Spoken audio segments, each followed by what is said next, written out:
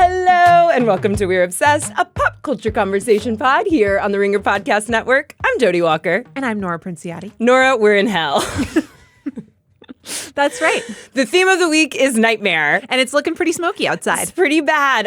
The air is on fire and everybody's got diarrhea. Got that sepia filter going on. Yeah, they're doing what they do in Hollywood when we are in the Middle East. There is I too saw that tweet. Yes, they have. We've oranged it outside Canada. Well, and unfortunately for Canada, wildfires have drifted down. And I saw that New York City is to expect something called dirty rain. Oh, this weekend. Did you see is that? that just like when the filter's on and it rains? That is like when it goes through all the wildfire smoke particles and comes the down. dirt content is so full that the rain catches it on the way down. That's cool. And then it rains dirt on us. Or dirty rain is possibly a soda you can get in Utah. I'm not sure. I didn't look into it. That's what they're getting at that drive-through. A dirty Dr. Pepper.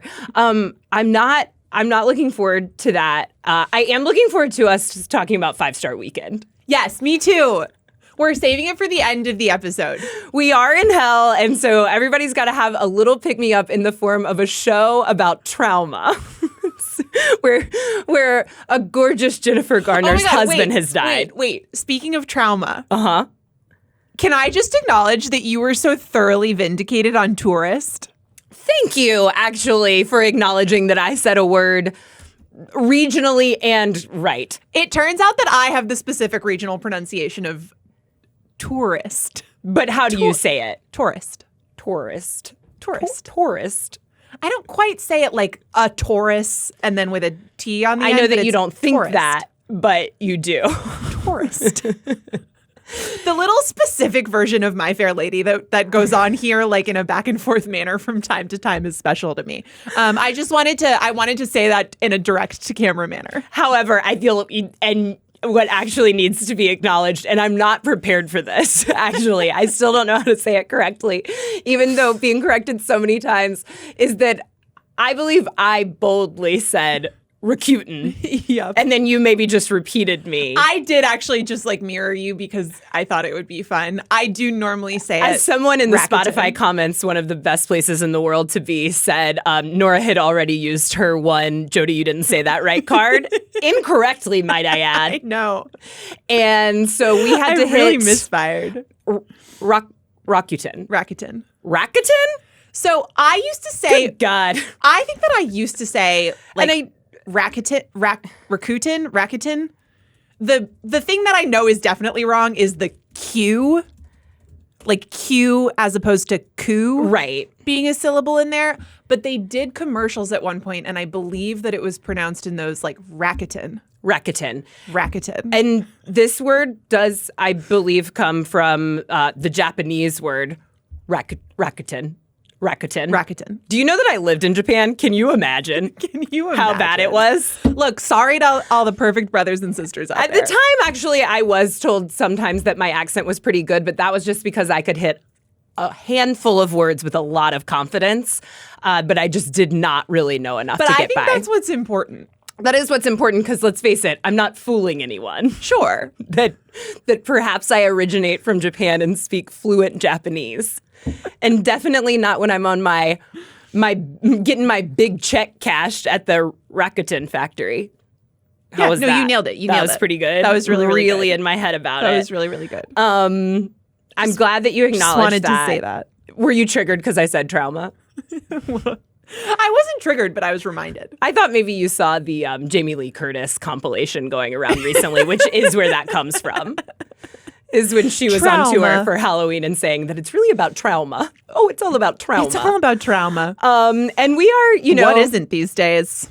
Truly. I do believe that we were pretty early on the scene to the Poop Parasite. Like in terms of awareness, publicizing it. I saw... Not in terms of having it. Well, hot girls have IBS. Not that there's anything wrong with that. Please don't victim shame the people who have the poop parasite. No, totally. Or who are sort of wading through, do I have the poop parasite? Or did I have, 7 White Claws last night or whatever? Are you calling it the poop parasite? I am colloquially right now. I'm calling it pooping virus, but that's for a very it might not even, I'm not sure. I'm not a doctor. Is it a virus? Maybe not. One of my friends who in this story shall remain nameless, but you know who you are. There's an infamous story where she had a pooping virus and she came over to my apartment, and it was, I think, the first time that she'd met my now husband. And she came in and I think I offered her a glass of wine, and she turned it. She was like, no, I feel a little weird. Like I have something, but I don't need to talk about it, or I'm like not ready to talk about it or something.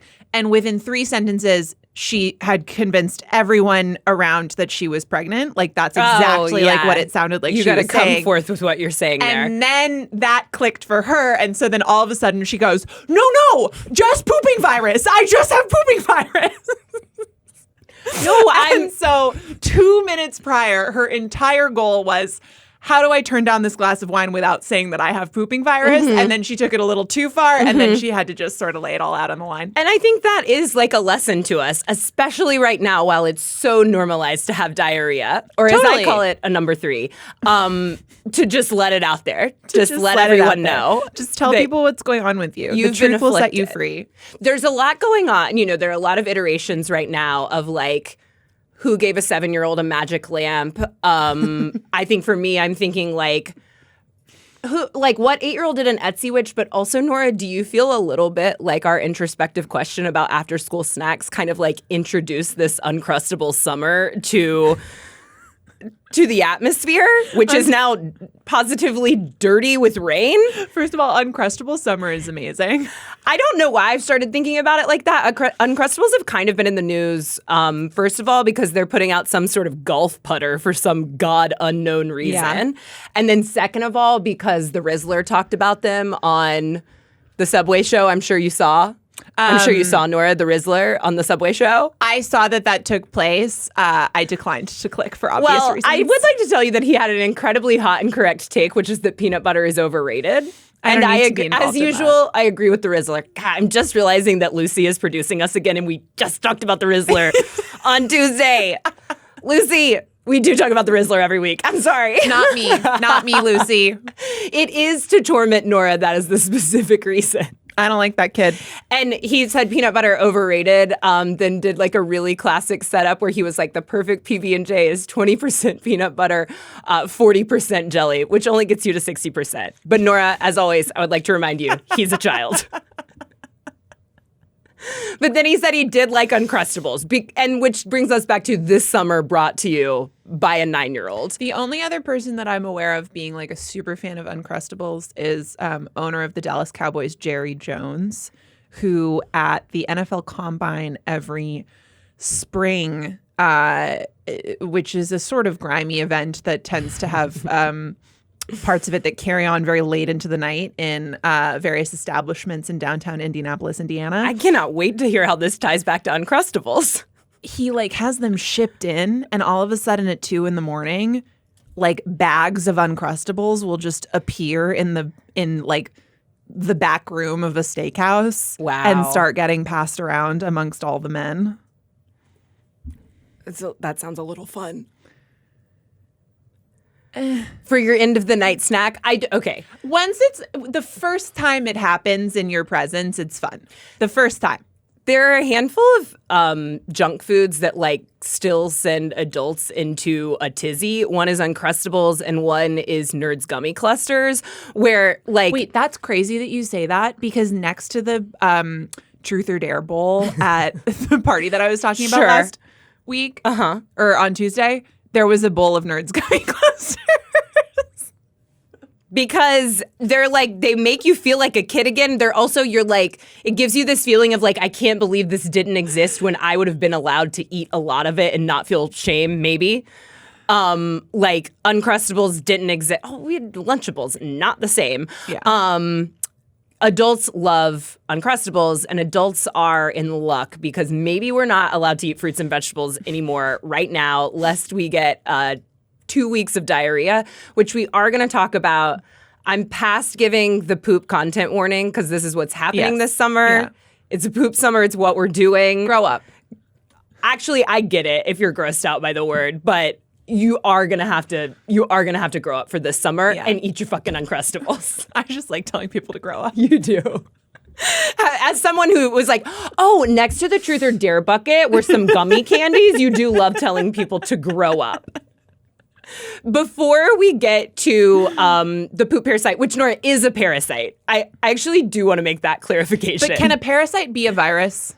I don't think so. Okay, you think it's a different thing? Well, it's definitely different because it's bacterial because it's treated with parasite treated with an antibiotic. Virus. You know. Yes, scientifically speaking, viruses are classified as obligate intracellular parasites because they cannot reproduce or survive without hijacking the cellular machine. Okay, fine. You're good. You're good on this. I'm good on you that. You can call it whatever you want. Sort of. We are scientists. But for me, like the lead off of this Uncrustable summer and a 7-year-old wishing on a genie and an Etsy witch is that actually the top news for me of the week is that Diet Coke is medicine now. I believe I brought this to your attention, and it's really important to me that everyone knows about it. That earlier this week, some top-notch Page 6 reporting brought to us that there was a 63-year-old woman who had developed. It's just going to be a gross one, guys. It's just going to be a gross Friday pod. She had developed what you could call a stomach mass, but which Page 6 sort of further elaborates to us in the headline. Woman develops, quote, large mucus-covered mass in her stomach after taking GLP-1. She had Nickelodeon slime in there. She did. How chugging Diet Cola cured it. So this woman had, I feel it's somewhat fake newsy giving this out, but it's not. I mean, this woman had been taking a GLP-1 for a year, and doctors believe that the delayed gastric emptying that is caused by taking GLP-1s, that is like an intentional part of it, but that can cause side effects. And at worst has generally been associated with causing gastroparesis. But in this woman's case, caused a slimy lump, just caused a slimy ball. Lump. Yep. Slimy Nickelodeon ball in her stomach. And that's not exactly a medical thing. So doctors were kind of like, what do we do here? I think that it's technically called a Bezoar, which I thought was from Harry Potter, and kind of sounds like it is. Kind of based on that. She'd had a Bezoar, and one thing that is known to melt those down because it mimics the acidity of stomach acid. Coca-Cola and Diet Coke if you're nasty. So this woman was like, I'm taking this fucking GLP-1. I'm not about to start chugging Coke now. So she prescribed herself Diet Coke instead. And she only did half of the prescription, which was 3 liters of Coke. So much. A day to break down the Bezoar. She did 1.5 liters of Diet Coke. That thing was gone. There's no problem. Amazing paragraph in this Page 6 article talking about medical science. It reads, they're not exactly sure what it is about Coca-Cola that dissolves Bezoars so effectively. Really? Because I think I have an idea. It follows, it could be that the carbon dioxide bubbles penetrate the fibers in the mass, helping to break it apart. Or, listen carefully to this part, it might be Coca-Cola's acidity, which is close to the pH of stomach acid. Thank you. Thank you very much. I've talked a bit about my necessary dental work on this podcast, which mostly comes from like doing a steady, like camelback flow of Diet Pepsi in college. My school, not sponsored by Coca-Cola, unfortunately. And so my cousin, who was a dentist, was like, it's like you have been sucking on a pacifier of Diet Coke for 4 years. Well, there was always that thing, and I don't know if this is junk science, but like it was always something that I felt vaguely aware of, that if you put a penny in a cup of Diet Coke and you waited, was it a week, was it a day, it was some amount of time, it would be gone. No, the penny won't be gone. I think it will dissolve an entire penny eventually. Yeah, eventually, I'd believe. Yeah. But that's great because I've swallowed a lot of pennies. Have you really? Moving on. No. I don't think so. But actually, Something that someone brought up to me was, like, I think this was last week when you referenced the fact that you're often carrying several loose keys. Yeah. Now that I'm back in New York, I'm carrying more loose keys than ever. The people want to know more about this, but we'll table it for another time. Well, let's table it so that I can give a different anecdote because it is, and this will come up later, 2026 is the new 2016. And so Nora and I are talking about drinking games a lot. Yep. And I am known in my friend group for inventing a drinking game called There's Loose Change in Here, which is when I made everyone play quarters, but nobody had quarters. We just had some loose change in our car, which meant we were like flicking dimes into shot glasses. And so if someone would kind of come up to the table and start playing, they were like really at risk of swallowing a nickel because they're not as big as quarters. And so I kept screaming, there's loose change in here. And I don't know if I've swallowed a penny, but someone in my general vicinity is always You've at risk of doing so. And that's what the Diet Coke is for. I want to put you in an X-ray machine real bad. The Diet Coke took care of it. Jodi goes into an MRI and she just gets stuck to the top because of the magnetic. I'm not allowed to use the broiler and I'm not allowed to go into MRI machines. Quarters just start flying out of my ears. It's possible. I would also like to clarify that because I now drink a completely normal amount of Diet Coke, which is, I don't know, I actually don't have to disclose that on this podcast. Maybe one a day, one every other day. My teeth are doing great. You know what? Sometimes you got to have a fridge cig. Sometimes you got to have a fridge cig, and it is a fridge cig summer because in addition to soda being medicine now, we are really scared of eating fruits and vegetables. Yep. We've already talked about that adorable little parasite, Cyclospora. Yeah. I swear it had like 4 other syllables in her. it last time Well, I had to say it. there's a second word, which, permission to be vulnerable on the pod, I don't know how to pronounce. Are you allowed to just leave stuff out of the outline that you don't know how to pronounce? Well, because I think that it is colloquially being referred to as Cyclospora. So the other part, that can just be a mystery. Right. Yeah, Cyclospora cayetanensis? Probably. That sounds like the word. What is the word that the little boy in the very viral, like, spelling bee video had to do? It's like Cyclospora cayetanensis. Maybe it was. And that's the little boy who got the lamp. That is. And he said, I wish to never have to deal with this again, but here we are. Which is a parasite that is not spread through human contact. It is spread through food and liquids, but here in these United States, mostly through food, mostly through produce, specifically knobby fruits and hard to clean fruits and vegetables. We talk about new sentences a lot, but sometimes it's just like a new clause or a new combination of words. And like knobby fruits, specifically knobby fruits, is coming up so much all of a sudden. And they're referring to berries. Right. Never had I ever heard berries referred to as knobby fruits before. I think of blackberries as the worst berry, and they are also the knobbiest. Oh, wow. And so, I know. It's a hot take, me and the Rizzler. Also, it's not like I like basically all berries, but if you have to choose a worse one, choose the knobbiest, especially right now. I think unless they're amazing, blueberries can be kind of bad. They can be bad or so good. Yeah, but more often than not, a Kinda little mealy bad. and a little not too much flavor. And you know what? They're probably fine. It's a Less if knobby. anything, it's a not so knobby berry. Yeah, it's a not so knobby berry. So that is good. But the U.S. is currently facing the largest outbreak of Cyclospora in our history. There have been thousands of cases reported over the last few weeks. And generally in a summer, there are a few hundred. Yeah. This will come up again in terms of like how worried we need to be about this. But basically right now, everyone's just really worried about getting diarrhea. Yep. And assessing Like what to do with our produce. Oh, I was going to say whether it's just kind of like regular hot girl The diarrhea regular kind?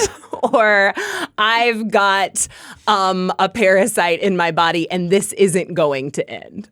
Yeah. I think I texted my editor on the train on the way here and I was like, do I need to do an FAQ about diarrhea summer for the website? And she was like, probably. Maybe. Yeah. Maybe. It's becoming culture, folks. How exciting. And I'm just realizing that I know quite a bit, but not enough about it. But that would include that the difference between a stomach bug, like your friend had, what was it? A poop virus. Pooping virus. A pooping virus, and actually getting a parasite that comes by way of like infected produce is that like that's going to run you 10, 11, 12 days. Yeah. Or it certainly can. That's right. It can. I mean, because I think it depends. And this is why, we'll get to some of the recommendations here. I think in general, people don't necessarily need to be like panicking and not eating any produce, but wash it pretty well, because if you ingest a little bit, that actually is significantly better than ingesting a lot. That's very true. Okay, so anecdotally for me, and to throw my friend under the bus, who I absolutely also will not name, but on a recent You're trip. safe here. We love you all and you're safe here. You're so safe to be our friends who do become content. On a trip a while back, somewhere where you do have to be a little bit careful about getting parasites. Yeah. And it's pretty easy to be careful. You get bottled water. Actually, that's totally where my carefulness stops. Here's a difficult thing about this parasite for me is that, like, I do think of it. I think of, like you just said, I think we were talking about this last time, like, I feel like consuming a little dirt is good. Yes. And I've always felt like if I can blast through what's ever on this fruit and vegetables with only lightly washing it, then that's good for me. That makes me stronger to the world.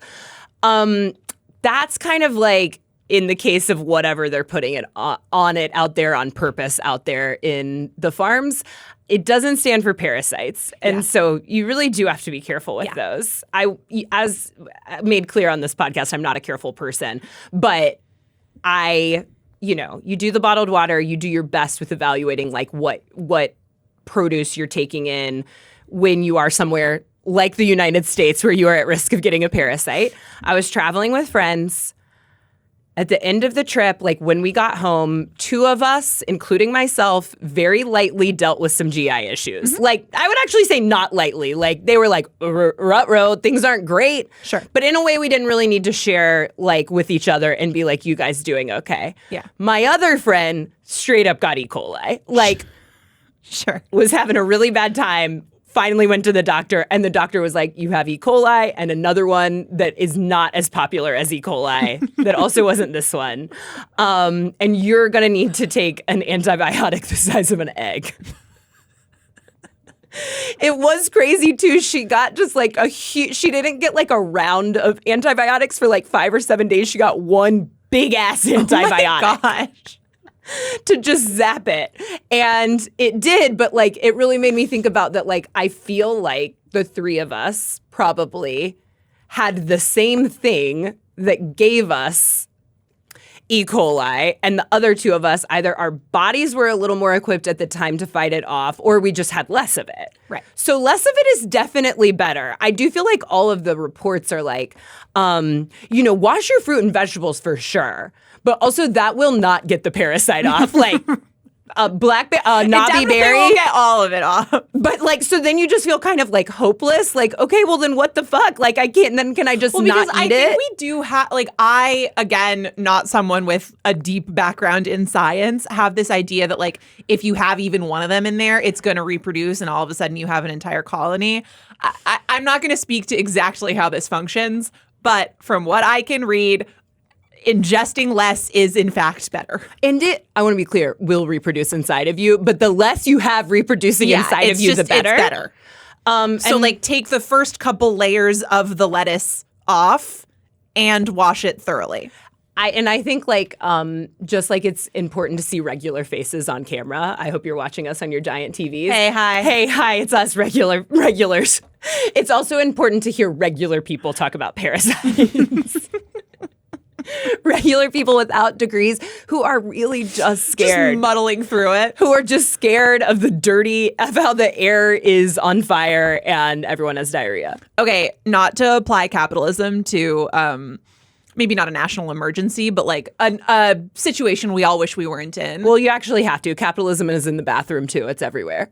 Can I tell you what I really wish that I could do? And maybe I can. If somebody feels like they have the means to do this, call me. What? I want to open a grilled Caesar pop-up stand. Yes.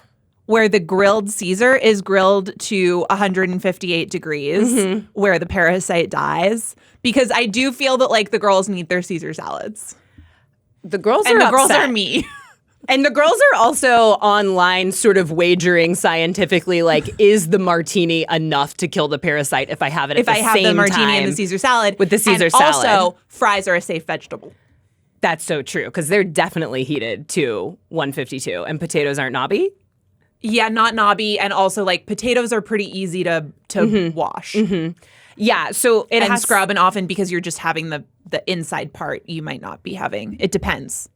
So the safe temperature to heat your fruits and your knobby fruits and vegetables to is 158. What would an average grilled romaine? What temp do you think you'd be doing? I mean, so to me, the question, and again, I'll say for the 9th time, I'm not a scientist. I don't know the answer. Like the part of that, like halved head of romaine or quartered or whatever that is hitting the grill is definitely hitting 158 degrees. What I want to know is like what it means for the outer layers, because you obviously don't want it to get like wilty and bad.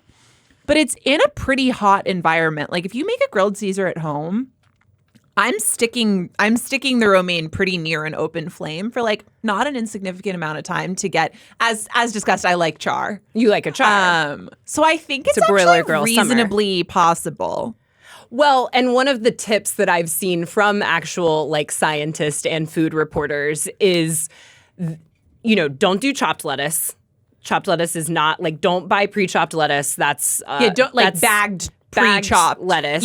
I don't think that the act of chopping your own lettuce contributes to the parasite. No, but the safest way to consume lettuce right now is to get your own head of lettuce, take off the outer leaves, and then carefully clean all of the inner leaves, which first of all sounds like them making stuff up, and second of all, really subscribes to if you're taking off your outer layers and then grilling, I feel like you're being incredibly safe. And I'm taking off my outer layers, I'm washing carefully, and then I'm grilling. But you're not taking apart the lettuce, right? So like those parasites you're not spinning. It's hard to spin. But spinning is about drying. Spinning is not about washing. That's true. We are out of our depth. If there are any chefs that want to go into business with me, let me know. If there are any chefs and scientists who want to go into business in the next like 2 days, who want to open a niche seasonal business with us, to be very clear, Nora has not invited me to participate. I get canceled for capitalizing on. But I could be the tester because I'm not scared. I do feel like I have been a little bit scared though. I've been like there were a solid 3-4 days last week when this was like definitely in the news and I was definitely aware of it and seeing it and reading about it, where I was just like, whatever. And then a few days ago, I think I went, okay, I think it's time for me to clock in on this. Well, there's been like a real uptick in Michigan, and there's also some stuff going on in New York. They're particularly going through it in Michigan. Yeah. Paris Martineau, who reports for Consumer Reports, wrote a piece about how it's not time to be panicked. You do not have to completely avoid raw fruits and vegetables altogether. That like there is always an uptick of this parasite in the summer. Right now, there is an additional uptick in certain states. But I do think it's like very important to know that this is not spread from person to person. Yeah. So the uptick in certain states could be associated with the food in those states, but like it is not about to be a COVID situation. Yeah, no, that's very true. Also, like, it is, I think that's very true. And the number of cases, while much more than usual, are not like, this is not affecting, 1 in 10 people, right? Like, it's still a relatively small number of people who have reported, though there are some complicating factors in the tracking. One, not everybody who gets, say, a mild case of this is going to go to the doctor. Right. Some people are going to suffer through the Cyclospora. And let's be honest, some people are not going to notice because it's not going to be all that different from... You think people are regularly having 10 days of diarrhea? I think the mild cases are often like 3 or 4 days. Okay. So if people are washing their produce a little, then maybe they're not noticing. Yeah. But also, and let's say it with me, blame Republicans, there's very poor CDC tracking of this because last year, the Trump administration and RFK Jr. rolled out significant layoffs across HHS and specifically scaling back the CDC's Foodborne Diseases Active Surveillance Network, which eliminated federal surveillance of Cyclospora and 5 other foodborne pathogens, including Listeria, which is also gross. And so it's now completely voluntary for states to track Cyclospora cases. Mm-hmm. And so some states aren't doing it at all. The CDC data is really lagging because it's not federally monitored in the same way that it used to be. And so for a while, I think they've caught up to some degree. And there are, of course, some people at the CDC who have been there a long time and are taking this seriously and like trying their best, but they have much more limited resources than they did even like relatively recently to deal with this, where at one point, like Michigan alone was reporting multiple thousands of cases. And the CDC was like, there are 1,000 cases. And it was like, well, Michigan says that there are more than that in Michigan alone. So like that can't quite be right, guys. And they're really struggling to like, this probably should be able to be traced back to, okay, avoid this specific type of bagged salad mix or avoid, berries from this batch of raspberries or whatever. Because it's always romaine. Why does it feel like it's always romaine? It's always romaine. She's so bad. She's always getting up to which something. Sucks. It's my favorite salad. She's obviously the salad I relate, or the green, leafy green that I relate most to. And I don't like that it's always her fault, but That's why I want to slap her on a grill. Yeah, she likes that.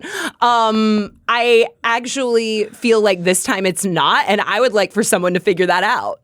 You just feel like it's not romaine this time. Yeah, I feel it in my bones. And as long as you're not feeling it somewhere else. And to be really clear, not in my gut. Feeling totally fine there right now. Haven't had a vegetable in days. But so anyway, it is possible that the CDC is like pretty undercounting this. Yeah. But I think the point stands that like 1, you can mitigate risk by washing your vegetables. 2, it is not spread person to person, which makes a huge difference in transmission. And 3, like panic is just generally inadvisable. Well, right. Like I think that it is correct that there is no need to panic or just completely avoid fruits and vegetables right now. It is always reasonable to worry that we do not have a responsible government, which we do not. Totally. Like the funding is being misappropriated. It is irresponsible. You will not be taken care of in that way. And so then it feels like, okay, well, I have to take care of myself. The things that are supposed to be regulated are not being regulated. I guess I can't eat vegetables anymore. The CDC might feel kind of abstract until all of a sudden you're in Michigan having a hell of a time. And that it starts to be real. Virus is literally, or this parasite is literally one that RFK said, don't watch it. We don't need to worry about it. Just don't watch this one. This episode is brought to you by Billy. Jodi, what do you hate about shaving? Oh, Nora, it's my knees. I'd given it a while recently. I'd given the legs an old break and I thought I did a great job. And then I got in the car and the sunlight hit the knees. Why are they so hard to get to? Why are they so hard to? You gotta get over all those nooks and crannies. For me, it's the back of the knee. The back? I can't see the back, so I'm letting that go. That's not my business. You don't know what's going on back there. That's not my business. Well, you've got to get the Billy Razor into your life. It's designed for how women actually shave. Legs, pits, toes, happy trail. Wherever prickles decide to show up. It has 5 sharp blades and a pivoting head, so you can actually get everywhere without doing shower gymnastics. And it comes with a magnetic holder, so your razor stays dry on the wall instead of sitting in a shower puddle. Grab a Billy Razor in your favorite color or in store at mybilly.com. Also, the government is turning an eye, potentially as they try to turn it away from themselves. They are turning an eye towards Taco Bell. And they need to turn it right the fuck back. I knew that you would come in with this energy on this particular angle. Taco Bell also goes in with Uncrustables and like Nerds gummy clusters, where it is like, it's like a protected bad plate. It's a protected bad food where like, I feel like if you know any chefs, Taco Bell is like the fast food place that they'll be like, actually, it's good. They're doing something that no one else can do. Yeah. They got a meat hose in there and it's working. Don't come for Taco Bell. I also like... Taco Bell didn't defund the CDC. Maybe I'm wrong about They've this. been and this doing information gross is stuff somewhere responsibly forever. Maybe there's an answer to this that is somewhere that I haven't seen. Let us know if there is. But in all the stories that I've read about, like, okay, the federal government is investigating Taco Bell or like is interested in what's going on in Taco Bell. National priorities. Like, there's never really a particular reason given for it. It's just like they're looking into Taco Bell. Hey, you know what? You know what? Like, fast food establishment is not serving a lot of vegetables. Taco Bell. Well, and now they are, because they were like, look, we're gonna just like try to get out in front of this. They're serving less vegetables than ever before. And they're gonna be fine. I mean, I do think it's funny that McDonald's launched a salad burger at the exact time that the salad diarrhea disease is out. Okay, but then again, like, it's probably 158 degrees is not that hot. Like, it's not that hot for cooking food. Could you clarify for me a little bit how hot it is? Like, well, so, okay, like a hot like, tub is often like 103 degrees. So I could put my romaine in there? Well, no, because 103 is not enough. I could put my romaine in there and hold it really tight. We're still innovating on we're innovating on the idea. It is a pop-up grilled Caesar bar with a hot tub. Hey, you ever ate salad in a hot tub? Hey, sharks. You love hot tubs. You love salads. You love not having diarrhea. Does Nora Princiotti have an idea for you? I think this is kind of amazing. I think I want to get you in front of Mark Cuban. If anybody has a contact, let me know. Yeah, I mean, like, you can't even, like, a grill is so much hotter than that, right? Because, like, the lowest setting on an oven is so much hotter I just had an idea of what I could use to explain this to you, and then now I know this is a terrible idea, but I'm going to do it anyway. Like, if you wanted to dehydrate a lemon wedge. Yeah, I do. You could do that at, like, 158 degrees over a long period of time in an oven. Or like our one reader, maybe under a Seattle skylight in her kitchen to just subtly be able to warm something up. Yeah. Like it would take it's not going to like cook something in the traditional sense. So where would you actually even achieve 158 It could take degrees? A really long time. Well, I mean, you can just sort of like time is a factor too, right? So you can slap it on the grill. The grill is going to be much, much hotter. Mm-hmm. But as long as we know that like the outer layer has been exposed to 158 degrees. I also wonder if it's like... I just saw that you have classified this in the outline as a $1 billion idea. Okay. Also, $1 billion idea, the 158 degrees grilled Caesar. I've said that I'm not a scientist. I'm also not a mathematician or an economist. Or an entrepreneur. Yet. There's still time. This thing is not going away, apparently. The horrible part is I'm like not entirely kidding. I know. I would really at this point love for you to make me a grilled Caesar this weekend. And yes, I am around. I love a grilled Caesar salad. Come on over to my communist apartment. I love the water is salad. Almost warm enough to grill a Caesar. I would love to make a grilled Caesar salad in your communist apartment. I really enjoyed this tweet from Bronte Barwench. It brought a couple things together for me. I was eating a salad and asked my boyfriend if he would still love me if I got the diarrhea forever disease. He said yes, of course, but followed up with asking why, and I realized he lacked crucial context. To him, this was just another girlfriend question, par for the course. Would you love me if I was a worm? Would you love me if I got the diarrhea forever disease? We're just asking him stuff. And his answer was yes. Yeah. That's fine. Eat your fruits and vegetables. If he's a good one and she's a good one, your boyfriend and girlfriend will still love you. Definitely wash them. Definitely wash them. Wash those knobby fruits. Not in a hot tub, or maybe in a hot tub. Do you feel that we've properly prepared the readers to face Uncrustable Summer? Yeah. Okay. We're the CDC now. Logging off for now. Back to our regularly scheduled programming. Mm-hmm. Just a couple of new sentences about some old stuff that I need to talk about. Sure. One's cute, one's scary. Have you seen this thing about Lionel Messi? Yes. Okay, here's a new sentence. And someone Frederick tweeted this new sentence for me. Lionel Messi will become the first person in history to play a World Cup final against a player he has bathed during a photo shoot. Totally. And that player is Lamine Yamal, who plays for Spain. When Yamal was 5 months old, I just can't get over it. I know, this is a crazy story. A perfectly chubby little baby, which is excellent. So cute. Because right now I mostly know Lamine Yamal for having a perfectly chubby little brother who is in the stands cheering him on. And the word that I now know, and Lucy, this is for you, the Rizzler Muse. That's what he's doing. He doesn't mog, he muse. I'm not involved in any of this. You're not involved with that. The little brother is often mewing in the stands, but when Lamine Yamal was a 5-month-old baby, such cute cheeks. What is it? They won a they won just a competition to be in a UNICEF campaign. Was it a UNICEF campaign or was it sort of sponsored by UNICEF in part? I kind of got the vibe that this was just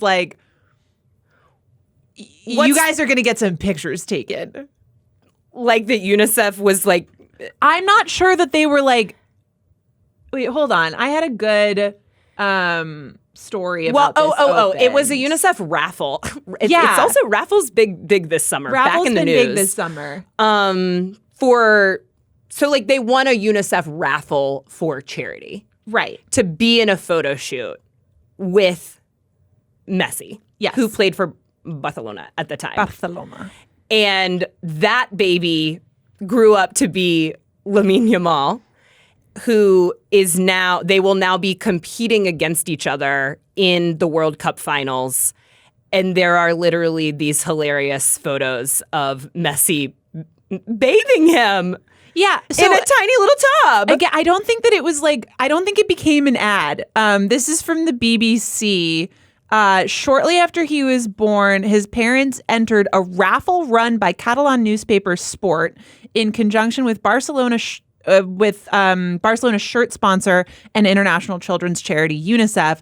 Those selected at random would have professional photos taken of their baby with a Barcelona first team player. So I think it was just kind of we're going to give you the results of this photo shoot for nothing except a photo shoot. So there are just these. I mean, they probably wound up somewhere, maybe, but this piece at least gives the vibe that it was. How do you think they chose bathing as the theme? I don't know. Could he not have just held the baby? I will say that in some of these photographs, the mom is there too. The mom is in some of them. She's in some of them. Some of them just feature. Messi has such a middle part in this. Oh yeah, I mean he has got Upper West Side Girl Bob going. No, literally, on. Gracie Abrams has this haircut right now. Gracie Abrams wishes she had this haircut right now. She's trying to grow into this haircut. Yeah. Let's be honest. It is so absolutely bizarre that these photos exist. You thinking about Gracie Abrams? No, I'm thinking about like I wonder if there's some part of this where there's a bottle of, I guess, baby shampoo positioned such that you would think that it would be like product placement, but you can't see the logo, so maybe it's not. I know, because like something about it reminds me of when Meghan Markle wrote that letter to Procter and Gamble and was like, y'all need to stop putting all these fucking moms in your ads. And then like they put her, like something happened. It's just like some sort of like freak incident then where that person became famous. But this is like this chubby little baby being held like Jesus Christ in the Nativity by Messi was destined to also become a soccer star. Well, and so also in this BBC piece, they're talking to the photographer who said that Messi just kind of like didn't have a lot of a clue what to do with the baby. Oh, that's very clear from the photos, but he's trying. He's trying. Messi's They're very cute. His last name is Monfort, this photographer. I want to say the whole thing. Scoozy, I'll figure it out. Joan Montfort. Okay. He goes, Messi is a really introverted guy, very timid and shy. He came into the dressing room and suddenly had to take these photos with a little baby, not even a kid, a proper baby. And his face changed like he had no idea what to do. He does seem to get comfortable over the course of the photos that have been published. Like when he's holding the baby by himself, he looks, although that might be post-bath, he looks sort of unsure what to do. Yeah. When the mom is around, he seems more confident. The photographer says Messi was always a professional in these kinds of things, and he adapted to the situation very quickly. The situation being bathing a baby. Bathing a baby on There's a photo baby shoot. Here. That was the situation. There's a baby here. He's in a body of water. It's kind of like a high stakes situation to be. He's so cute. Taking photos with a baby. Big chubby. He's so cute, and he looks like his little brother who's in the stands, who's so cute too. Being famous is so weird. It's so strange. Can you imagine like just being really good at what you do and what you've chosen to do, and then the next thing you know, it's like as a reward to someone, their baby is being bathed by you. And then later, that baby stands between you and winning the World Cup? It really is not a sentence that I've ever heard before. Who do you think's going to win, Messi or baby? Oh, wow. Do you want to make your bets now? You betting on baby? My official We're Obsessed World Cup prediction. And I do need you to make it for both of us, please. I don't know. I think you're going to have to like kill Argentina dead. What am I going to have to do? Me? Jodi? That's me predicting that Argentina will win. Yeah, but also I think, like Spain is very good. And they got this baby. And they've got this baby. They got this baby who was destined to be a soccer star. I just feel like Argentina has like a little bit of a team of destiny thing going on right now. This is the kind of thing that right now to me feels so rewarding because you're like, this has to be AI. This has to be a fake story. And sometimes when I say that on this podcast, it is revealed moments after we record to be just that. Like when that corgi led all those dogs to safety. Damn it, Jodi. That was so obviously not real. In that way, it wasn't real. The story behind it wasn't real. The story behind it wasn't real. But this is... Yeah, no, it wasn't AI. It was just lying. It was just lying. The original AI. The human AI. And, but this is real. We've got sources. We've got photographers. I just love it. No, this is very real. But it is another new sentence about old stuff. Okay, a couple of the things that you're about to say may not be real. Go ahead. Let me just read it as is. And the new sentences come from Twitter, obviously, but they are a collection of semi-facts. In less than 5 years, Ariana Grande got married, divorced, entered a secret homoerotic relationship with her co-star, got with a married man who had a baby on the way, left him, and got back with her ex. Only one of those things is not factual. 1.5. What's the half? The half is like the confirmed he was married when they got together. Well, I guess he was married. He was married.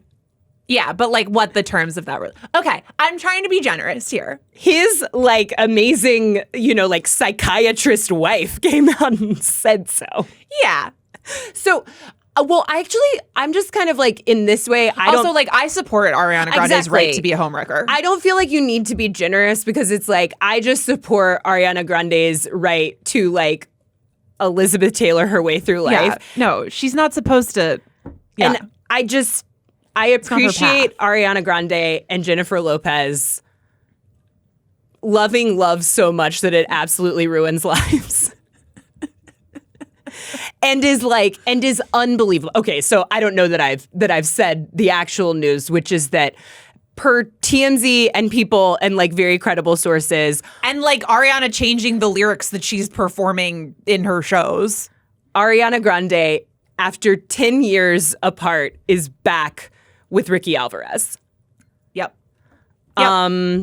She has recently in her tour been doing some lyric changes in Thank You Next, which is like a very funny way to be back together with someone and be like, I'm going to kind of do something romantic by putting you in this song about how I break up with everybody and I'll break up with you again too, babe.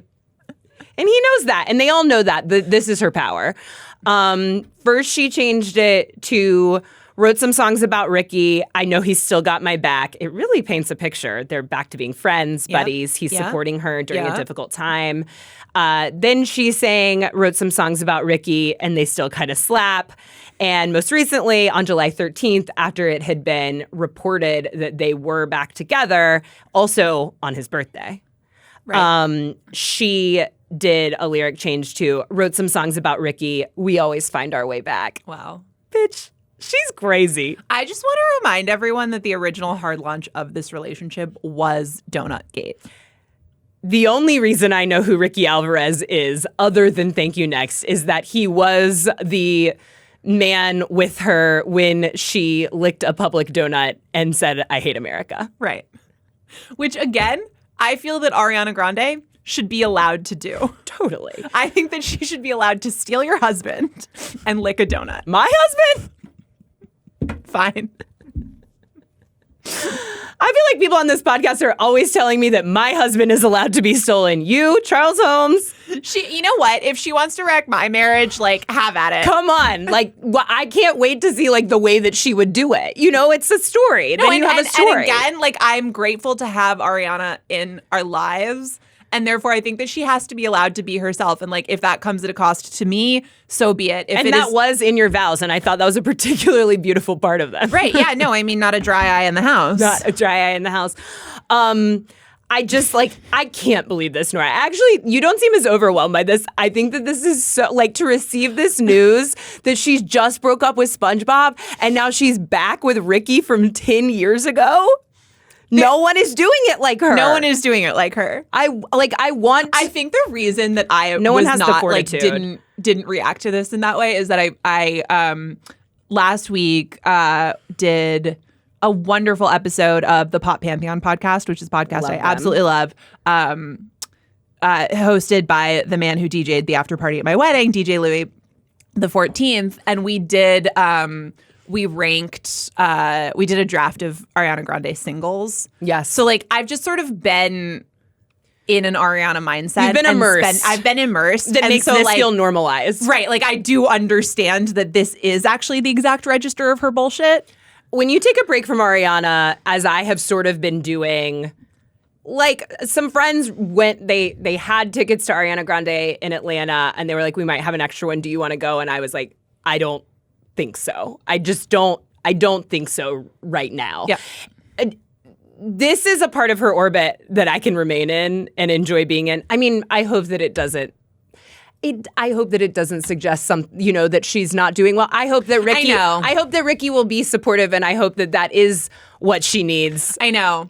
I think before I was, like, really going back through the discography and prep for that pod, like, the main way that I was consuming what was going on with her was mostly through people posting photos of the tour where she does not necessarily look healthy and feeling like, oh, I hope everything is okay. Yes. And then going back in, like, I think I was immersed in a purer form of her hijinks. And so now I'm sort of like, well, hopefully it's that. Well, I feel that, like, her romantic hijinks almost are her purest form of hijinks because they are the most consistent. Yes. And this is taking me back to 2016 in a way that I like. Yep. Here in 2026, the air is on fire and there's diarrhea disease. And back in 2016, Ariana Grande has a high ponytail. She's dating Ricky Alvarez. She's only wrecked, like, one relationship so far. Fine. It was a good time. That we know of. That we know of, absolutely. So I can't believe it.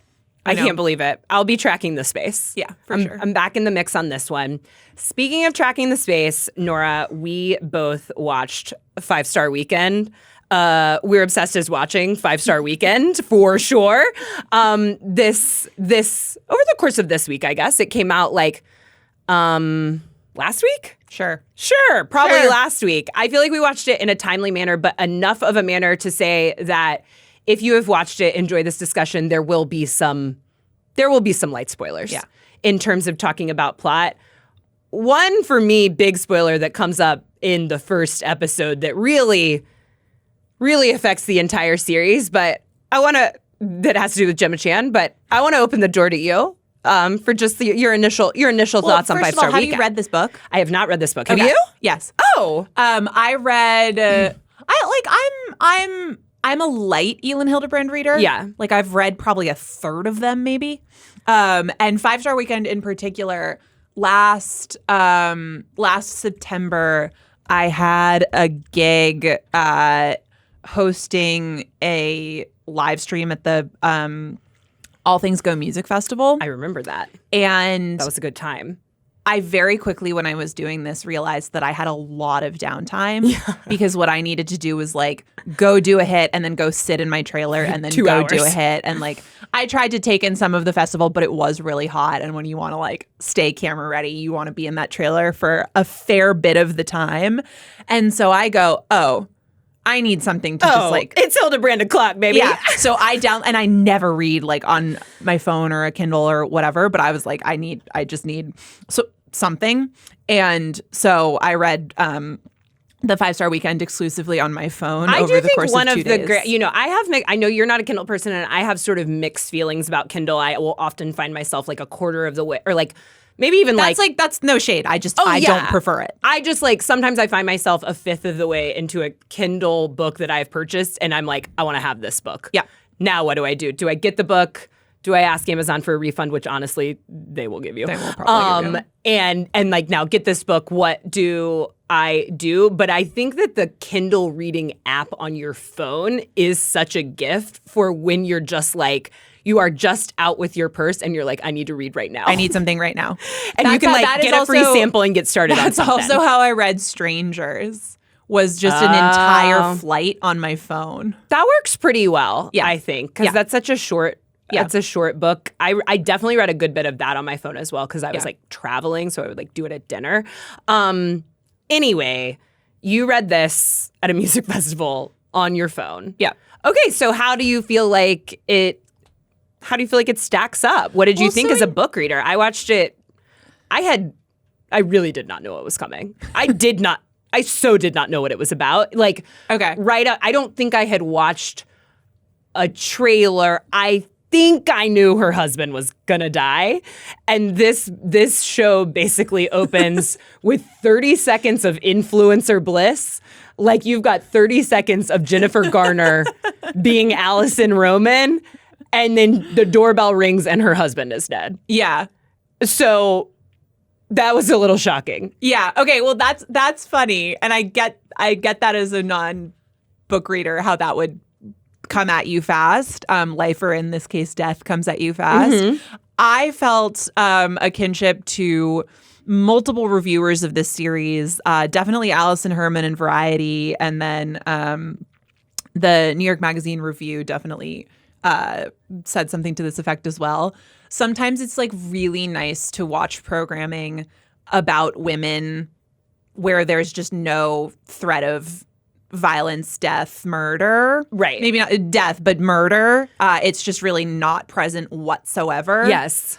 And that I really enjoyed just sort of spending time in that space. I'm not ready to say that I think this was like an expertly rendered television program, but I think in not all of its casting, but some of its casting is particularly inspired. And like I enjoyed communing with these ladies for the most part. I also I will watch anything that takes place like in a beautiful location. I think that it's a nice time to spend, and it's both like it's not about murder. It's not about investigating anything. It's not about figuring anything out. I guess there's a little bit of mystery, but like you're pretty exposed to the answer the whole way. And it's not. Which, by the way, that is a difference from the book. Yes, I have understood that now. We'll get into that in just a second, but it's also there is the lightest hint of romance, but like it really is not about a woman falling in love. It's also like not. It's about established friendships and how each one of these established friendships is different. The premise is that Jennifer Garner has lost her husband unexpectedly. 6 months later, she's kind of getting through, but she's in a rut. She's in a rut. She's not doing very well. And someone tells her like manager tells her about a thing that someone in her life did when they lost someone, which was have one like best friend from every chapter of her life come together for a weekend. So she invites her oldest friend from home, who sort of lives in the Nantucket, where they go back to her now vacation home. Yeah. Her best friend from college, her best mom friend that she's made because their children are in school together, and a stranger. A stranger she knows from the internet. Her best internet friend. Her best internet friend. It is her best internet friend, but it is a complicated dynamic. First of all, because that person is just a follower of hers within the show. Jennifer Garner is. It's interesting because she is rendered much more like a food influencer, while for the most part being the age of someone that we would generally know as people who became food stars because they were on television. I thought that was interesting to like have her be like an influencer in her 50s. I liked the way this show did influencing, which was like on the back burner. Sure. Yeah. Which is an interesting, it's not necessarily in contrast with the book. First of all, in the book, not that this is like so central to the story, but she's, if I'm remembering right, she's more of an influencer in the book because it is, she'd previously been like a food magazine journalist. Okay. And it's a little bit more of like, in our current media environment, this is kind of what you do, or like this is a way to grow your career.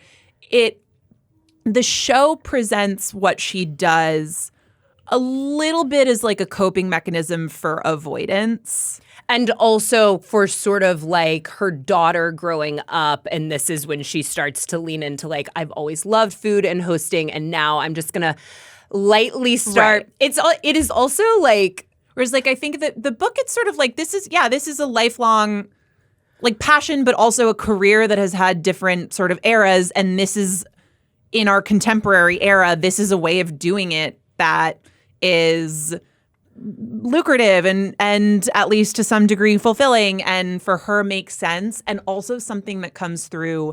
They eventually do this in like the last 2 episodes in the show, but something that's more of a through line is her late husband's sort of disapproval and condescension towards it. Yes, that is like very lightly touched on, and you're kind of like, this asshole. Yeah. But something, we're dealing with this a bit as a podcaster becomes a pretty popular rom-com profession.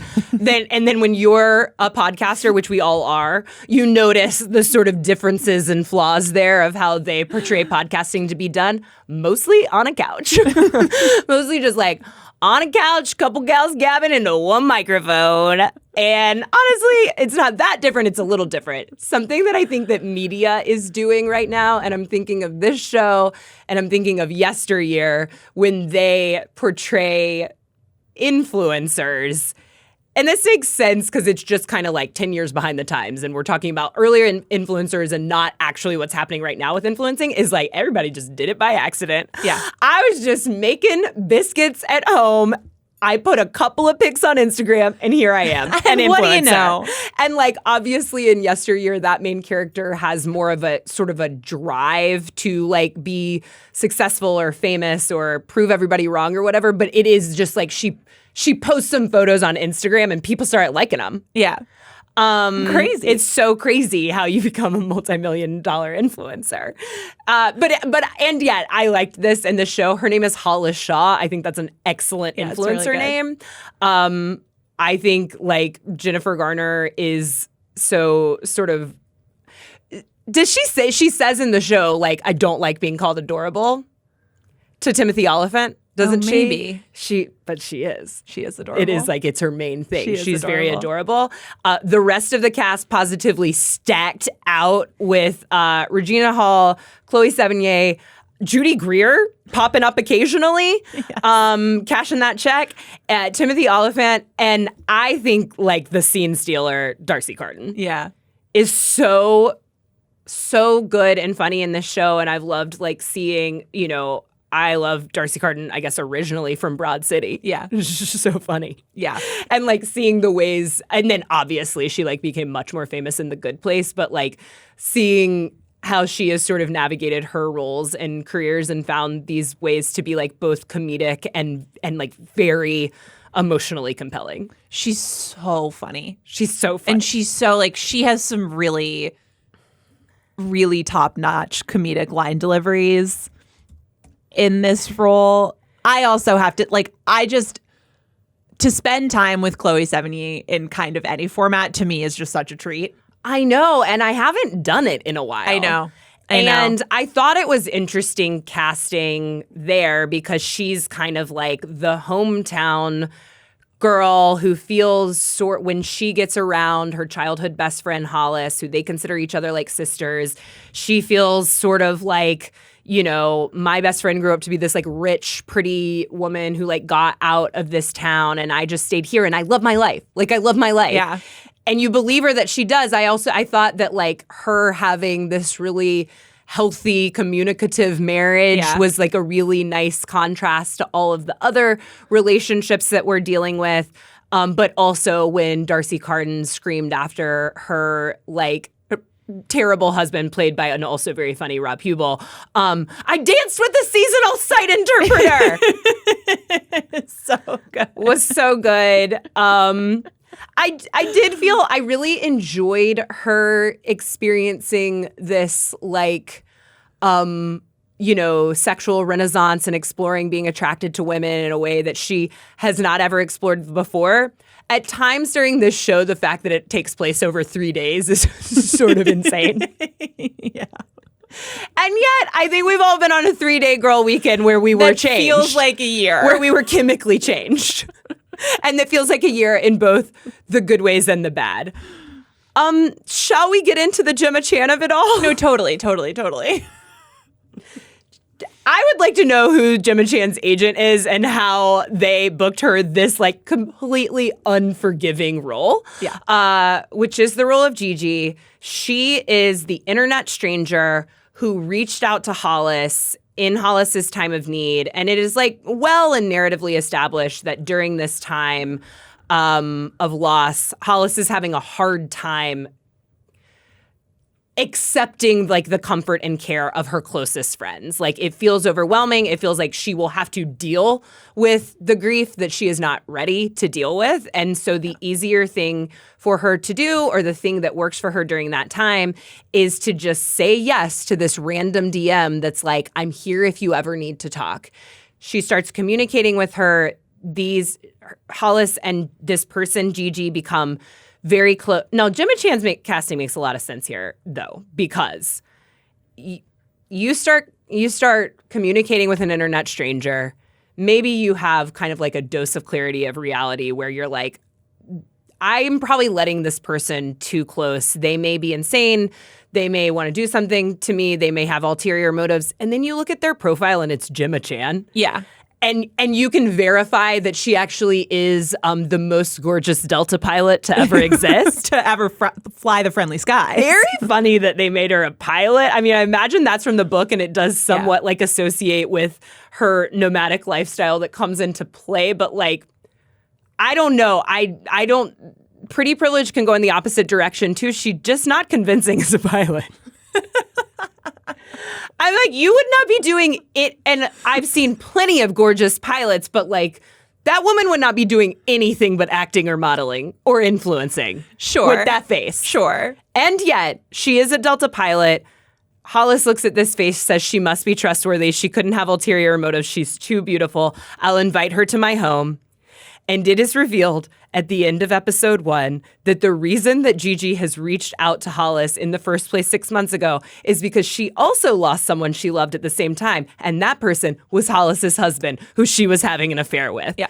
And I immediately, this very comfortable show becomes so much more anxiety inducing because you're like, how is this going to be revealed? I thought at one point I started thinking, so obviously Gigi's a pilot, so her best friend is a flight attendant. Yeah. Boys are dogs, girls are cats. We got to talk about that dog, but that's for later. We got to talk about that dog. Her best friend is a flight attendant who is like, girl, don't do this. Yeah. Don't tell her. Girl, put that down. Girl, put that down. Put down the idea that you telling this woman this thing is important to this woman. This is important to you. You want to clear your conscience. And at one point I was like, maybe she just won't tell her. Yeah. Like, maybe this will never come up and we'll just get through this and Gigi will disappear. She'll just fly off into the Nantucket waters full of great white sharks that they are swimming in. True. Positively full. True.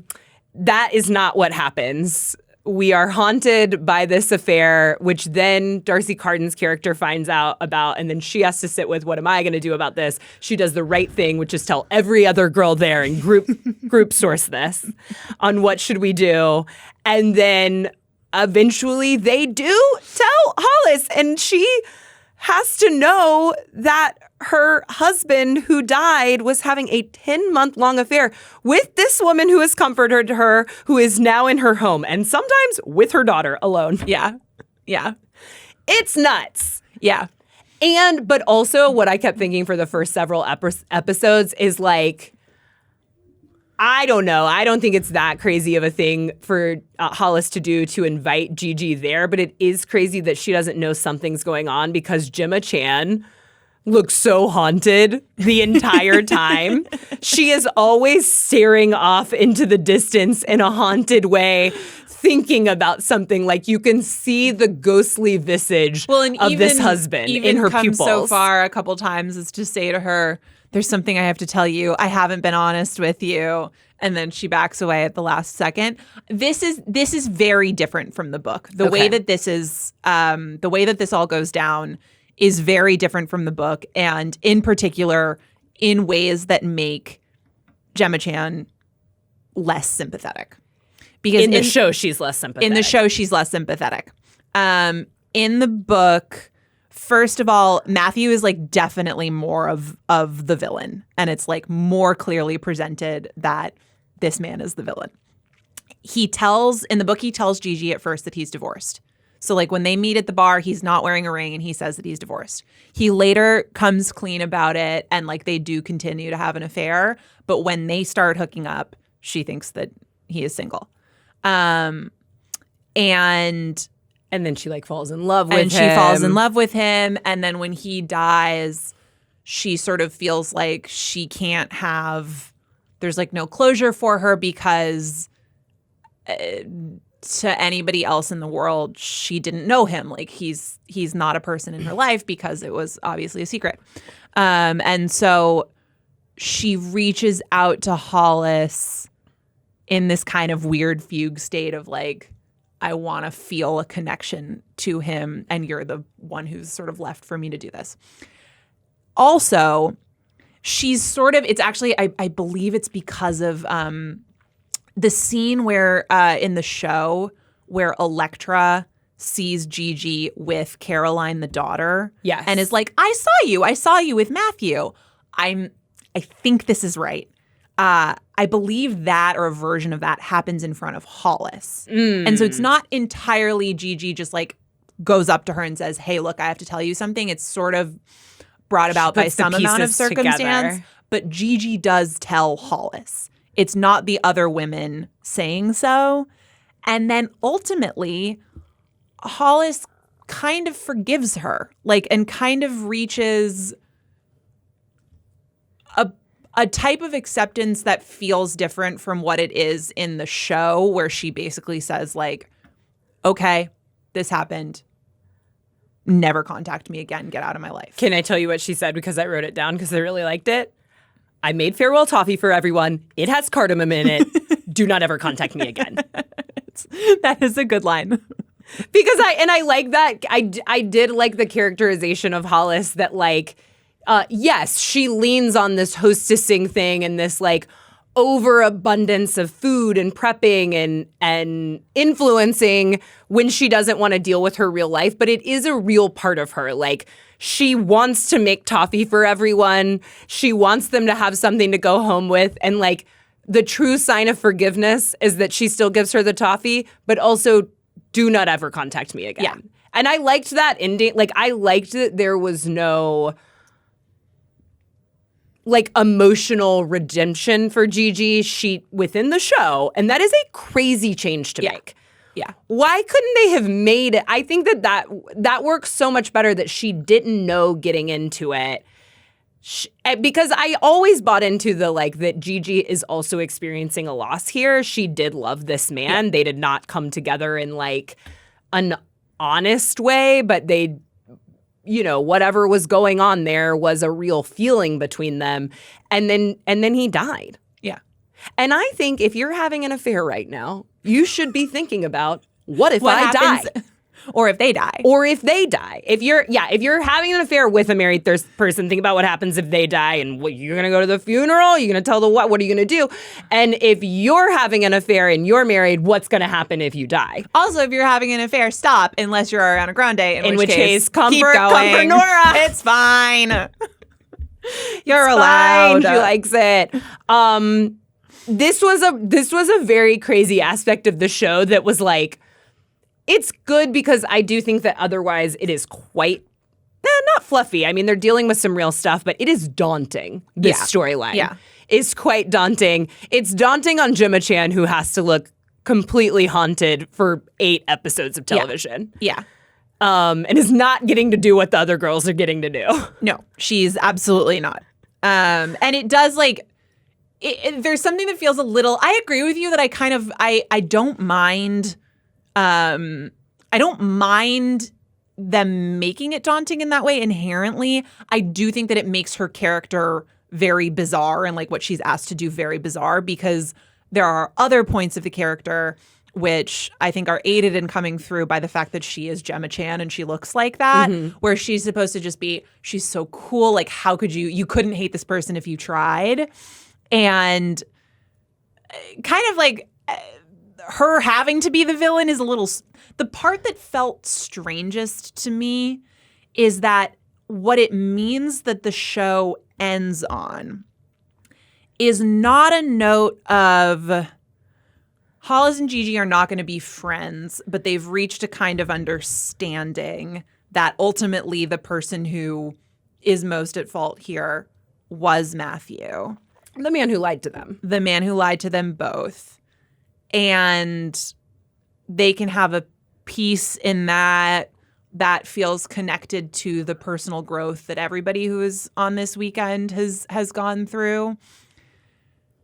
Instead of that being the end point, what the show then needs to be kind of the thing that ties it all in a bow and the happy ending is that Hollis is, like, seriously back together with her high school boyfriend, Jack. Who is played by Timothy Oliphant. It cannot be understated. And, like, he is such a cutie. And he is wearing chambray, and it is totally working for him. And, like, I think they're cute together. But it does come across a little bit as, like, and then a man will save you. Oh, thank God. Yeah. Oh, thank God. What thank else? God, a man. What would you do? Deal with your life? Deal with your feelings? Certainly be happy not. with yourself or alone? No. And, like, to be clear in the book, she is with Jack at the end, but it's in a much more, like, casual and exploratory way. And it just sort of feels like, and now Hollis is going to sort of carry on with her life with a little bit more of a sense of addressing things head on. Yeah. I do think that it ultimately all works and is just like a fun, fairly easy show to watch. Now, when did I sob? Was it when they cleaned her kitchen. Yeah. Like the greatest act of love. Yeah. When she finally is completely overwhelmed by learning about this affair and the grief of being mad at someone you can't be mad at in life anymore.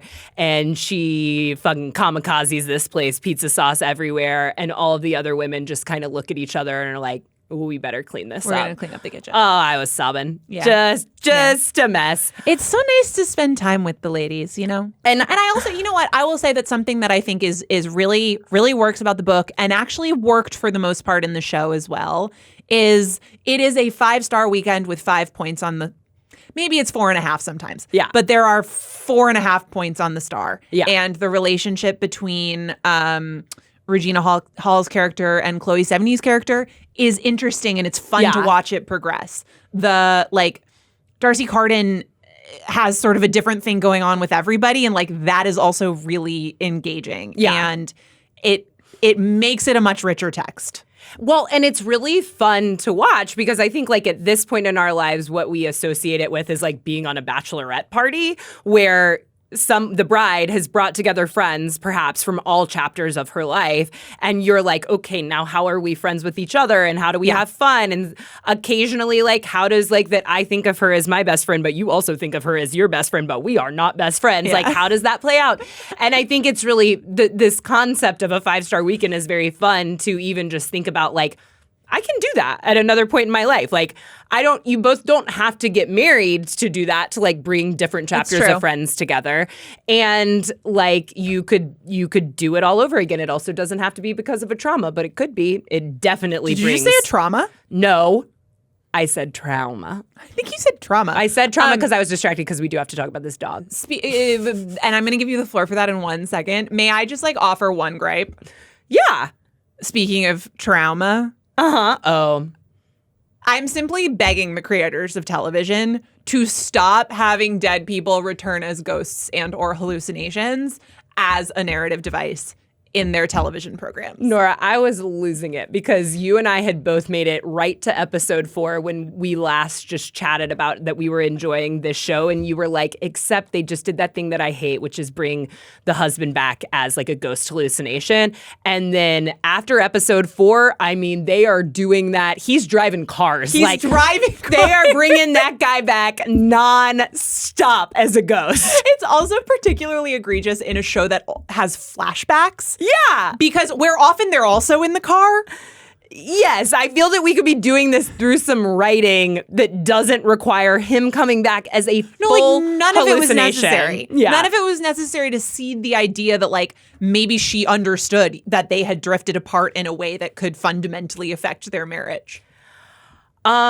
No, but Nora, they did it. I feel what are some, do you have other recent shows on your gripes list that have done this? Oh, I'll come up with it before next week. I never like it. I never like it. Well, I know what you did like, and I just want to say, if you're still on the fence, this show features one of the best performances by one of the cutest dogs I have ever seen in my life. So sweet. A giant Bernese Mountain Dog. So sweet. Named Henry. And sometimes they just cut to Henry for no reason. Other than the fact that he's a good boy. He's such a good boy, and he is the center of the star.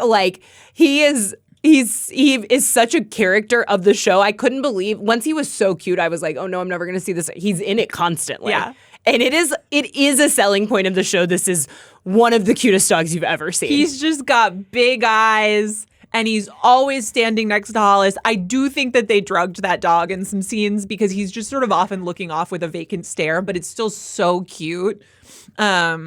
I love him. I was just looking it up to see. Well, the dog is portrayed by an animal actor named Ben. I was just thinking in my head, is this Jennifer Garner's dog? Because he is so at ease. She could go Taylor Swift on. She could Taylor Swift and just Button adopt that dog. Maybe I would adopt that dog. I would. He's so cute.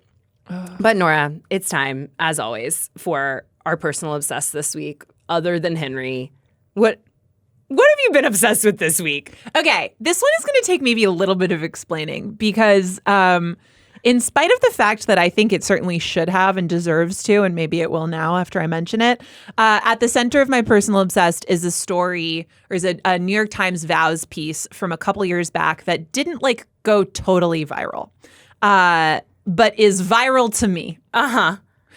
Viral amongst you and yours. Viral amongst That's a personal obsessed. me and mine. It's a personal obsessed. And I'm doing this in a little bit of the wrong order, but this is a Vows piece from September of 2023. The headline is, "She pioneered internet fame. He helped draft a constitution. Now they're in love." And it tells the story of the romance between Julia Allison, who was kind of a like late 90s, early 2000s era socialite who did do a lot of exhibited a lot of behaviors that we would now call being an influencer, but didn't have the language then, with the Harvard constitutional law scholar Noah Feldman. The reason this is my personal obsessed is that all of a sudden this week, I see that this couple, whose Vows piece is a personal obsession of mine, they're back in the news because their wedding was featured in Town and Country. I'm not entirely... Like 2 years later. Like, so... 1 year. The Vows piece was when they'd gotten engaged. Okay. The wedding, they actually had two weddings. They had one in Cambridge and one in Bali. But those were in the summer of... Those were last summer. I don't really know why this is appearing in Town and Country now, but it is. They were like, for me, it's like, in case you hadn't seen this, get a hold of this. But it brought me back to the original Vows piece, which I think is like a masterclass journalistically in having an incredible subject and getting out of the way. So the deal with these two is that she was like vaguely aware of him through a friend. And one day in early COVID, the piece begins, "One afternoon in May 2020, Julia Allison sat in a hot spring near Joshua Tree National Park crying." Well.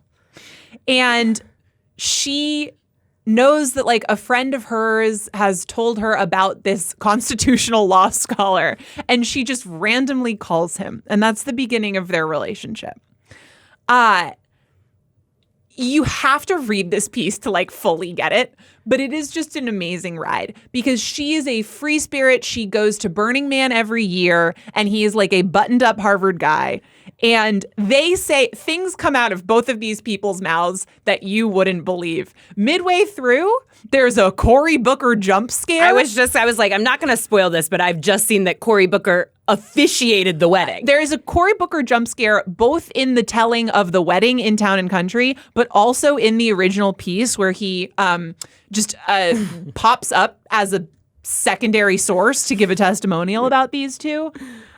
There's a sentence that is a personal viral vernacular among me and mine, which is the phrase, "his métier is body work," which is something that Noah Feldman, who helped draft the Iraqi constitution after the American invasion, about her friends. He says many of Julia's friends have jobs I didn't know existed until I met Julia. One is a fire dancer. She also has a friend named Purple. He only wears purple, and his métier is bodywork. You just have to read this Vows piece. It's so important to me. I am constantly texting it to people. He also has a friend named up in the Purple. news. He only wears purple, and his métier is bodywork. His métier is bodywork. Wow. Okay, well, I am going to read this. But Nora, this makes sense, I think, first of all, that it came back in Town and Country and that you're returning to it because you did just recently say for summer of 2026, a lid for every pot. A lid for every pot. And on the face of it, these are not a lid for every pot couple, and that's sort of a big part of it.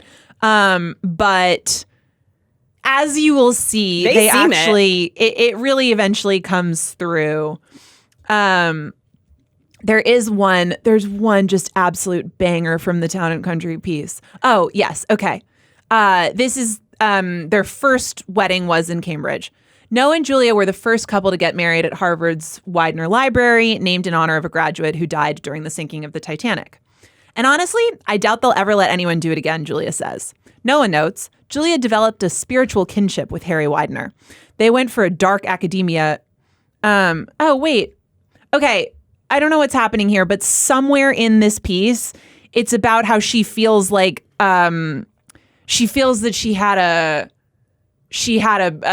was in a past life. She was someone who died on the Titanic. And so I do want to be clear that in sort of a limited series television show, you are not okay with like a ghost hallucination. But in real life, during your wedding, you are okay with like taking a little bit of a trip with a Titanic ghost. Like Ariana Grande. Yep. I'm willing to make There are exceptions some exceptions for particular There are people. exceptions to every rule. And it's important to remember that. I understand that the way that I'm describing this like is probably discombobulated and sounds crazy. It is because there is absolutely no way to provide the experience of reading these two pieces other than just going and doing it. And I cannot recommend that enough. We will link these things on the Instagram. Yes. Follow us at We're Obsessed Pod because I already know I'm diving in. Nora, don't worry about it. Nobody wants lore that's easy to understand and untangle. Absolutely We not. want the naughty, knobby fruits of lore. And you've given us that. And these are naughty and knobby fruits. In the form for sure. of these two strange people. Speaking of two strange people, my personal obsess this week is simple. It is that I saw the invite and the invite saw me. I have seen now what? It's just like an amazing framing device because I'm going to see it next week. I haven't seen the invite, so I don't know like exactly what happens in the invite. Okay. But there are a few things that I'm vaguely aware of. It's actually probably not a great framing to just put out publicly. I was not seen by any character. You know what? Don't It's feel the one- need to justify. It's one thing, actually, that does pertain to the podcast because I've talked about it here before. So the invite, actually, I went into the invite, I guess, thinking what I knew what it was about, sort of. It takes so many twists and turns. Basically, in the course of real time, this is a 1 hour and 47-minute movie, and I know that because I saw it in the morning before work. Because I was like, I want to see this before I talk to my editor because I think I might want to write about it. And so I needed to know exactly how long it was because actually I had to get back to therapy and then talk to my editor. And this, it's just how you got to work things in. It's 1 hour and 47 minutes long, and it basically takes place in real time. If you're able to see it and it's kind of like still in the zeitgeist, I'm going. I'm sure that we might talk about it more thoroughly here. Let us know if you want us to, if you've enjoyed it too, or if you plan to see it. Did you see that photo of Harry Styles going? Yes, like In like Buenos Aires or something? and in like the materialist disguised drag. He's wearing like a baseball cap and a trench coat and bangs. It's like, nobody look at me. And there's been a lot of talk about, and we can get to this more in a more in-depth conversation about like how, and maybe in an article on theringer.com, about how this movie and the drama and the materialist all kind of feel of a piece. And I think it is both that like they feature very interesting apartments that like tell you a lot, like really good set work, but also that they are what I am deeming sort of like they are rom-coms, like they are completely aromantic comedies about partnership and about like the state that partnership can get into that becomes very unromantic and the kinds of things that we are seeking and situations we find ourselves in that sort of get away from love, and then we're sharing an apartment that we all really like. What do we do with it? I guess we just stay together or whatever, or what have you. It's kind of like what these things are circling. Within the invite, there is something that I feel very seen by, which is that it follows two couples, and within those couples, there is one person in each one who's gotten really into rugs. And that's kind of like their whole thing now. You know what I've been thinking about as we've been talking about this, and this is more, I mean, I don't know. I haven't seen the invite yet. Yeah. It could very well pertain there as well, but it's central to the drama. Literally after we finish recording, something that is on my to-do list is to go buy a Noguchi lamp. Yeah. Got to do it. You got to do it. And then you got to know a lot about lamps. And then that's kind of got to become your whole thing. And like, I got to go get myself an Akari 75. it's such like a funny, small detail. It's actually not the smallest detail. It like comes up a lot. And in fact, what I was most seen by is that Olivia Wilde's character who is having the neighbors over for dinner. She didn't tell her husband, Seth Rogen. Those neighbors are Penelope Cruz and Ed Norton. As fun. Seeming really cool and then like also becoming insane. Basically what Olivia Wilde and like this movie have done is make like Who's Afraid of Virginia Woolf for millennials. A concept that's very fun and also overwhelming. And she, much like I did for myself right before a birthday party, she went out and got a rug just in case. And it's doing a lot of the work that she needs to be doing upstairs that she's doing on the floor. Yep. And I just had a great time. It was such a, I've heard people raving about it, but it was a very different movie than I expected. And so I would encourage you to see it. I'm excited. Get excited. We will be back here next week to discuss everything. Thank you, Nora, for telling me about that wild couple I'm going to look into. Thank you to Lucy. Thank you, Ashley. We will see you back here next week on We're Obsessed. Bye.